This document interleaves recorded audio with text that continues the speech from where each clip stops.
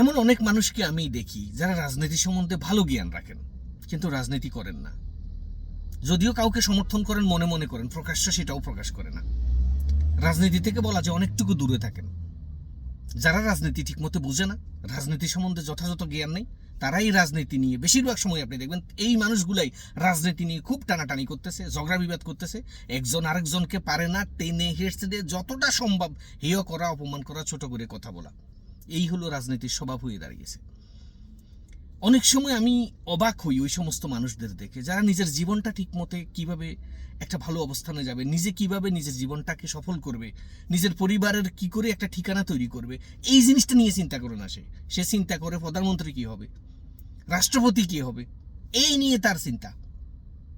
দেশ পরিচালনা কে করবে সেটা নিয়ে তার চিন্তা। কিন্তু তার জীবনটা যে পরিচালনা ঠিকমতো হচ্ছে না, সে যে নিজেকে, নিজের ফ্যামিলিটা গাইড করতেছে না ঠিকমতো, সেটা নিয়ে সে ভাবে না।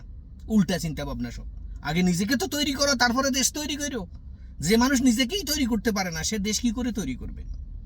এই কমন, এই সাধারণ একটা জ্ঞানের কথা আমাদের অনেকের জ্ঞানে আসে না। হয়তো আমার এই কথাগুলো শুনতে অনেকের কাছে খারাপ লাগবে, আমি সরি, হয়তো খারাপ লাগতে পারে, কিন্তু এটাই হক কথা। আগে আমি তো নিজেকে তৈরি করি। আমার নিজের জীবনটা যদি গড়ে যায়, একসময় আমি দেশ তৈরি করতে পারবো, দেশ গড়তে পারবো। আগে নিজেকে গড়তে হয় তো।